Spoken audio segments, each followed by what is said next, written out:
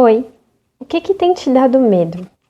O que tem te paralisado, que tem feito com que você não consiga mais avançar em direção àquilo que o Senhor planejou para a sua vida?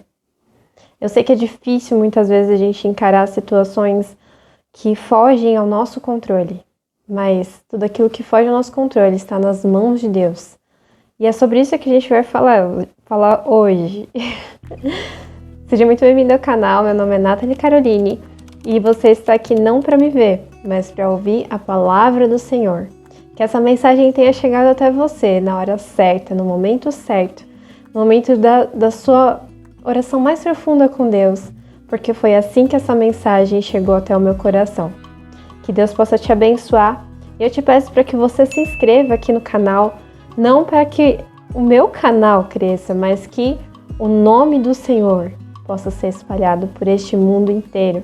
E quando você se inscreve, deixa seu like, o YouTube entende que essa mensagem é importante e relevante para outras pessoas. Amém? A gente vai começar a palavra. Antes de tudo, também não esquece de se inscrever lá de seguir lá no Instagram. Hoje tá difícil. De seguir lá no Instagram, porque lá também tem outras mensagens e outras coisas que a gente faz relacionadas à palavra do Senhor. Amém? Vamos para a palavra? Bom, a palavra que a gente vai ler hoje se encontra em Mateus, no capítulo 14, verso 22. Com certeza você já ouviu essa palavra 1 milhão de vezes se você já frequenta a igreja. Se você não frequenta, se prepara que você vai começar a ouvir muitas vezes. Mateus 14 e participação especial do meu cachorrinho, que tá dando os glória dele. Vamos lá. Mateus 14, verso 22 diz o seguinte: E logo Jesus compeliu os seus discípulos a entrar no barco e passar adiante dele para o outro lado, enquanto ele despedia a multidão. E despedida a multidão, ele subiu para o monte para orar à parte. E vindo a noite, ele estava ali sozinho. O barco, porém, estava no meio do mar, agitado pelas ondas, porque o vento era contrário. Mas à 4ª vigília da noite, Jesus foi até eles, andando sobre o mar. E quando os discípulos o viram andando sobre o mar, eles perturbaram-se, dizendo: É um espírito, e gritaram de medo. Mas imediatamente Jesus falou com eles, dizendo: Tende bom ânimo, sou eu, não temais. E Pedro respondeu e disse: Senhor, se és tu, manda-me ir ter contigo sobre as águas. E ele disse: Vem. E Pedro, descendo do barco, andou sobre as águas para ir até Jesus. Mas ele, vendo que o vento era forte, teve medo, e começando a submergir, clamou, dizendo: Senhor, salva-me. E imediatamente, estendendo a sua mão, segurou-o e disse-lhe: Ó pequena fé, por que tu duvidaste? E quando eles entraram no barco, o vento cessou. Ai, Jesus, vamos lá. Como a gente pode começar falando sobre os nossos medos? O tema da mensagem de hoje é: o medo não vai me parar. Isso você tem que declarar sobre a sua vida. O medo não pode te paralisar. O medo não pode ser maior do que aquilo que o Senhor é na sua vida. Nesse cenário que a gente está, a gente se depara com Jesus dizendo aos discípulos para entrarem no barco e seguirem para o outro lado. Nesse momento, Jesus já conhece os discípulos já conhecem Jesus, eles já tinham visto milagres que Jesus tinha feito. Mas ainda assim, a jornada deles ainda precisava de algo mais. Eles também já tinham visto uma tempestade em que eles estavam no barco e Jesus dormiu no barco. Mas ainda assim, eles ainda estavam naquele: como é tudo isso? Como é alguém que multiplica pães? Como é alguém que dorme no meio de uma tempestade? Como é alguém que multiplica, cura liberta, como que é esse alguém? É tudo que mesmo que a gente pode confiar. Então, eles estavam numa circunstância em que eles estavam ali, aprendendo a se entregar a Jesus.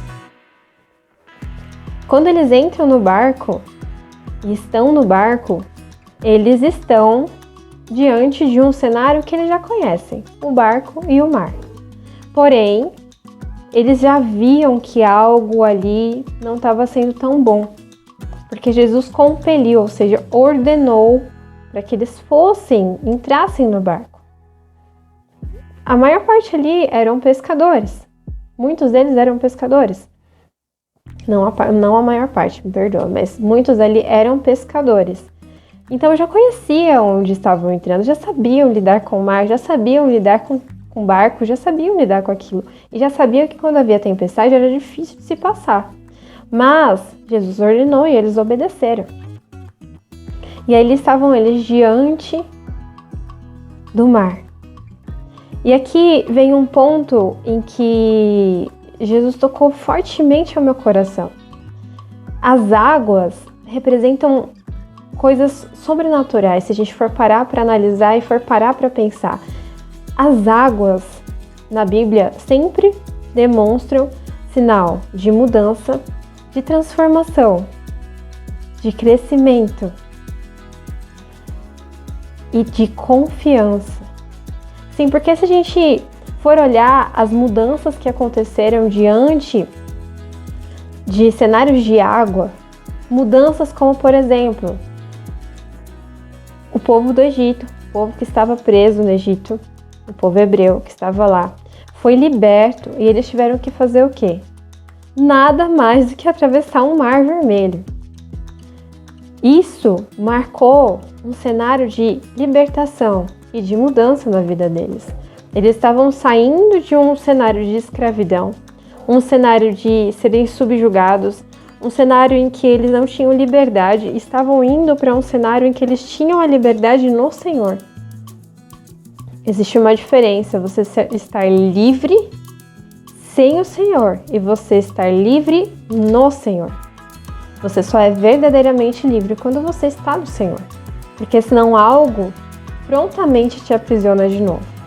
Então eles estavam saindo de um cenário em que eles estavam aprisionados e saindo para um cenário em que eles estavam sendo libertos. As águas ali representaram essa mudança de um lugar para outro.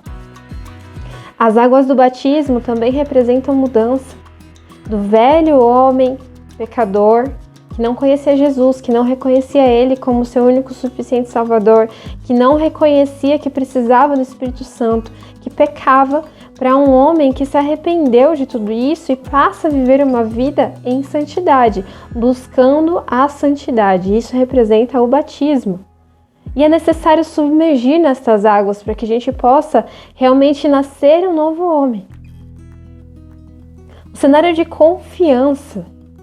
Confiança maior do que esse próprio exemplo em que Jesus está sobre as águas, chama Pedro e o convida a andar por cima de uma situação de medo, de uma situação em que os pés dele não têm firmeza, onde aquilo que ele conhecia, onde aquilo que era seguro para ele já não fazia mais sentido, porque ele estava andando num cenário do impossível. Então, as águas eles estão representando confiança. Confiança no Senhor, entrega ao Senhor e também dependência. Naquele momento, ele realmente estava saindo do Pedro discípulo, do Pedro que via somente os milagres ao entorno dele, e estava se tornando um Pedro que tomou uma ação de viver o sobrenatural de Deus com Deus, de estar com Ele no íntimo, no profundo, de uma forma que ninguém mais poderia estar. E a gente vê também as águas como transformação. A transformação quando a gente realmente mergulha nas águas. A transformação que existe no nascimento de uma criança nada mais é do que em meio às águas, quando uma mãe gera um filho. Aquela criança está dentro da água, sendo transformada, sendo moldada, sendo criada constantemente dentro da água, dentro do ventre da mãe, com água. Então, muitas vezes a gente se depara com a situação de muitas águas na nossa vida e a gente não entende. Mas a gente não deveria olhar para essas situações com medo, e sim com alegria. Porque se estamos diante de um cenário de mudança, de confiança, de dependência, de transformação, e sabemos que o Senhor está conosco, durante todo esse processo, podemos ter a certeza de que tudo vai dar certo. Podemos ter essa certeza. Podemos ter a certeza de que aquele que prometeu para nós, aquele que está conosco sobre as águas, que nos compeliu a andar sobre as águas, que nos compeliu a entrar no meio de algo que era a nossa insegurança. Ele está conosco em todo o processo de transformação, de mudança, de confiança, de dependência que a gente precisa ter. Então, diante do cenário de medo, o que nos amedronta? O que nos paralisa? O que nos tira a paz? É exatamente o fato de termos escolhido entrar naquele barco em que Jesus nos compeliu a estar e ir para o outro lado, sabendo que nesse barco que nós estamos, o cenário que estamos vendo, só há tempestade. Então a gente entende que a gente está num cenário em que a nossa ação humana, a nossa segurança, aquilo que a gente pode fazer para se sentir seguro, na verdade se perdeu por completo. Não temos a segurança das nossas mãos, dos nossos pensamentos, dos nossos planos, dos nossos pés. Perdemos totalmente o controle. E aí sentimos medo, porque não temos mais o controle de nada. Realmente decidimos nos entregar a algo que não sabemos como vai ser. Sabemos sim onde vai dar, porque se olharmos para Jesus, ali é o nosso ponto de chegada. A certeza de que vamos chegar ali, isso é real. Mas como isso vai acontecer, depende da nossa atitude de fé. Então, nesse momento, a nossa atitude é não olhar para a tempestade, não olhar para aquilo que parece mais real do que Jesus, porque naquele momento, o que era mais real do que a tempestade era Jesus andando sobre as águas. O que era mais real do que aquele vento, do que aquele mar revolto, era Pedro olhando para Jesus andando sobre as águas. O mesmo Pedro que estava dentro do barco, que não se conformou com a atitude de ver Jesus lá e decidiu caminhar em direção a ele, estava naquele momento caminhando sobre as águas. Então, o Pedro que saiu do barco era o Pedro da confiança. O Pedro que falou assim: eu quero viver isso com Deus. Eu confio em Jesus a ponto de sair desse barco e saber que o Senhor vai me segurar até eu chegar nele. Enquanto eu estiver com ele, eu sei que vai estar tudo bem. Esse foi o Pedro que saiu do barco. Agora, o Pedro que estava sobre as águas é o Pedro que parou de olhar para Jesus, porque já estava andando, mas que começou a olhar para aquele cenário de novo, o cenário que anteriormente tinha assustado ele. Então, o que nós devemos fazer para que o medo não nos paralise é parar de olhar para o cenário que um dia nos paralisou. É parar de olhar para o cenário que diz que não vai dar certo e olhar para aquele que nos chamou para ir até lá. Olhar para aquele que é o consumador de tudo, que nos criou, que nos formou, que sabe o hoje, o amanhã e o para sempre. Ele é o único que tem o controle. E Ele é o suficiente para nos fazer superar os nossos medos, andar através daquilo que a nossa limitação humana não consegue fazer. O nosso Jesus, o nosso Deus, é aquele que nos faz viver experiências que nos tiram do controle, para mostrar que o controle continua sendo dele. Esse mesmo Deus, esse mesmo Jesus estava lá no passado, com Adão e Eva, estava lá no passado com Abraão. Ele poderia muito bem ter dado a Abraão o filho assim que ele chegou para Abraão e falou assim: eu vou fazer de ti o pai de uma grande nação. Ele poderia ter criado Isaac no meio do caminho, mas era necessário que todas as possibilidades humanas se encerrassem para que a única possibilidade, que é Jesus, fosse real. Da mesma forma, quando a gente olha para Elias, também é o mesmo cenário. Elias que estava ali confiante. Elias, inclusive, se a gente for fazer um comparativo, parece Pedro, né? Ele estava ali num cenário confiante em que ele enfrentou ali todos aqueles profetas de Baal, falou que eles não conseguiam, zombou deles porque eles estavam lá chamando o Deus de Baal e Baal não respondia, não descia fogo de jeito nenhum. Ele estava confiante que Deus iria fazer aquilo. Isso era o próprio Elias comparado a Pedro dentro do barco, decidindo sair pisando na água. Esse era o Elias. Mas aí, de repente, quando Jezabel ameaça Elias, Elias esquece daquilo que o Senhor tinha acabado de fazer e pede a própria morte.